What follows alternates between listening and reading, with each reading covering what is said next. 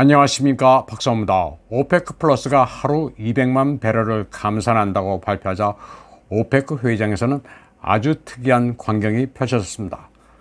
발단은 로이터의 기사였습니다. 익명의 소식통을 이용해 러시아가 오페크 플러스의 원유 생산량을 하루 100만 배럴만 감산하자고 제의한 것으로 보인다는 내용입니다. 그런데 아시다시피 오페크 플러스는 하루 감산폭을 200만 배럴로 결정했습니다. 이를 두고 로이터 기자가 두 가지 질문이 있다면서 따지듯 말을 걸었습니다. 그러자 사우디 석유장관 압둘 아지즈 빈 살만 왕자는 네가 뭔가 오해하는 것 같다고 말했습니다. 네가 두 번씩이나 뭔가 착각하는 것 같다고 타일했습니다. 로이터 기자도 계속 끼어들며 말을 이어가려 하자 네가 세 번째 말귀를 못 알아듣는 것 같은데 로이터 기자가 이를 제대로 못하는 것 같다고 말했습니다. 러시아에 대해 이러쿵저러쿵 떠드는데 네가 기사를 냈을 때 러시아 측에서 나에게는 아무 말도 안 했고 나도 그들과 연락한 적이 없다고 말했습니다. 그러면서 사우디와 러시아가 블라블라 하면서 유가를 $100로 올리려 한다는 식의 창작 기사를 또 반복하지 않았느냐. 그런데 그건 사실이 아니라고 분명히 밝혔습니다. 압둘 아지즈 빈 살만 왕자는 두바이의 로이터 지국장과 20분 동안이나 대화했다. 아니, 정확히는 25분 동안 사우디는 인위적으로 목표 가격을 정하지 않았다고 얘기했는데 말짱 헌일이었다고 말했습니다. 그러면서 제발 그렇게 하지 말라. 정중하게 언론사를 존중해서 얘기했는데도 불구하고 엉뚱하게도 정체불명의 사우디 소스를 인용해 창작 기사를 썼다고 항의했습니다. 나도 영국 소식통을 인용해 그런 짓을 해볼까? 그리고 질문이 있으면 얼마 전에 했듯이 정체불명의 소식통에게 물어보라. 나에게 질문은 왜 하냐고 말했습니다. 그는 이제 취재원을 무시하는 로이터와는 상종하지 않겠다고 선을 그었습니다. 그러면서 내가 명색이 사우디 에너지 장관인데 어찌 그럴 수가 있냐고 말했습니다. 그런데 이 회의장에서는 로이터뿐 아니라 미국 CNBC의 헤들리 갬블도 쌍으로 난리를 피웠습니다. 왕세자 전하 질문 있나이다 이러다니 질문은 당돌하다 못해 아주 무례했습니다. 1년 전에 블라디미르 푸틴 대통령에게 에너지를 무기화할 생각이 있느냐고 물었을 때 답변은 그렇지 않다는 거였다고 말했습니다. 그런데 지금 오펙의 감산 조치는 공격적인 것 아니냐. 오펙이란 조직이 왜 미국과 유럽에 반하는 카르텔이라고 하는지 알 것 같다고 말했습니다. 몇 달 전에 오페크 사무총장님이 문호 개방에 대해 말했는데 지금 개방적이냐고 따져 물었습니다. 서구에서는 오펙을 두고 밴드 오브 브라더스라고도 하는데 내가 보니까 세계를 인질로 잡는 카르텔이라는 말을 퍼부었습니다. 에너지 가격과 관련해 블라디미르 푸틴과 짜고 치는 것 아니냐는 말을 해댔습니다. 질문을 받은 압둘 아지즈 빈 살만 왕자는 피곤한 질문이라면서 사무총장에게 대신 답변을 하라고 부탁합니다. 사무총장은 거듭 오펙은 개방적이라 누구라도 문을 두드릴 수 있다면서 설명을 이어나갑니다. 그러자 CNBC 여기자는 집요하게 말을 끊으면서 석유 감산이 글로벌 에너지 시장을 위협해 전 세계 경제를 망치고 있다고 실토합니다. 계속해서 가격을 가지고 트집을 잡자 사무총장은 모든 것은 제 가격을 가지고 있다. 에너지 안보도 마찬가지라고 답변했습니다. 블라디미르 푸틴 러시아 대통령도 CNBC 헤들리 갬블과 인터뷰를 한 적이 있습니다. 미국이나 영국이나 앵글로색슨 기자들은 굉장히 질문도 호전적입니다. 그리고 로이터에서 보듯 익명의 소식통을 빌어 거짓말을 밥 먹듯 합니다.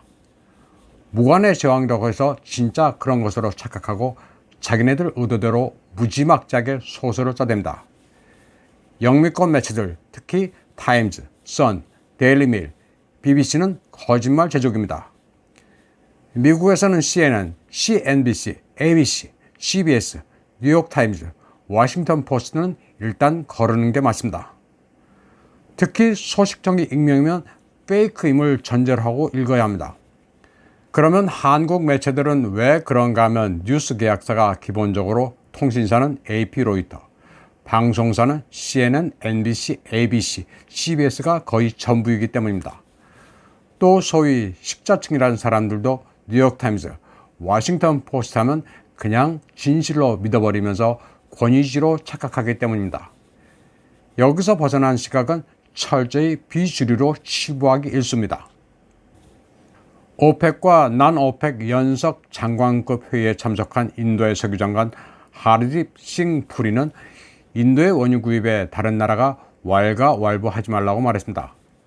러시아로부터 원유를 사지 말라는 압력이 있지만 인도는 어느 나라가 됐든 필요한 곳에서 원유를 구입할 것이라고 말했습니다.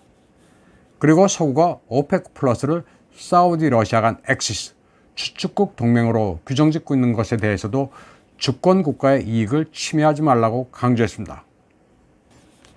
유엔 인권이사회에서 신장 위구르에 대한 중공의 인권 침해를 다루자는 서방 국가들의 제안이 부결됐습니다.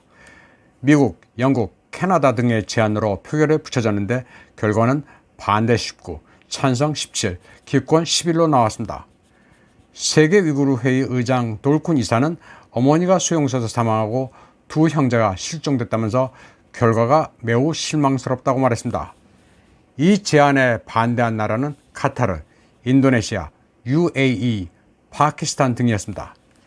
신장 위구르에 대한 중공의 인권 침해는 여러 해 동안 많은 나라들의 규탄을 받아왔습니다. 그런데 우크라이나 사태 이후 각국의 실리 외교가 강화되고 있는 데다 미국과 영국 등 서구 국가들의 위선과 이중잣대가 드러나면서 여기에 반발하는 추세 역시 두드러지고 있습니다.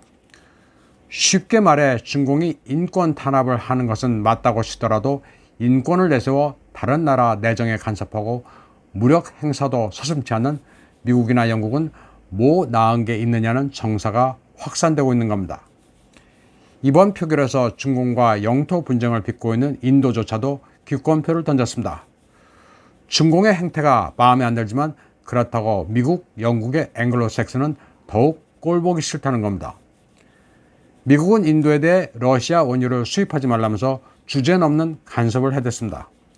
심지어는 미 영사관이 인도 정부도 거치지 않고 인도 항만 당국에 전화를 걸어 러시아 선박을 입항시키지 말라는 요구도 한 적이 있습니다.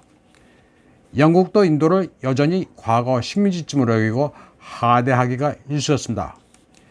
이번 표결 결과는 인권이라는 타이틀이 붙었지만 이데올로기와는 별 상관이 없습니다. 서구 편이냐 비서구 편이냐의 진영 대결입니다.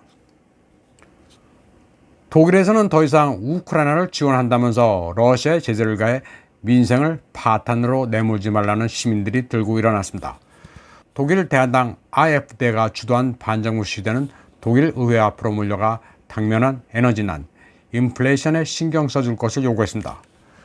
독일에서는 녹색당 출신의 외교부장 아날레나 베어복이 국민이 어떻게 되든 우크라이나가 우선이라면서 계속 퍼주자고 주장한 바 있습니다. 우크라이나가 남의 일이 아니라면서 멀쩡히 잘 지내던 러시아를 적대시한 유럽 국가들은 모두 파탄 지경입니다. 우크라이나가 남의 일이 아니라는 말은 그들을 위해 전쟁에 뛰어들겠다는 말과 동의합니다. 현재 소위 서방 선진 7개국은 거지 국가로 전락하고 있습니다. 서방 선진이 아니라 서방 거지 7개국으로 급속히 쇠락하고 있습니다. 동아시아도 마찬가지입니다. 흥미로운 것이 우크라이나와 타이완의 공통점입니다. 미국의 모닝 컨설트라는 여론조사기관에 따르면 2월 우크라이나 분쟁 직후 세계 지도에서 우크라이나를 찾아내는 사람이 34%였는데 지금 조사 결과 타이완이 어디 붙어 있는지 아는 미국인은 똑같이 34%로 나타났습니다. 이번 방송은 여기까지 하겠습니다. 시청해주신 여러분 감사합니다.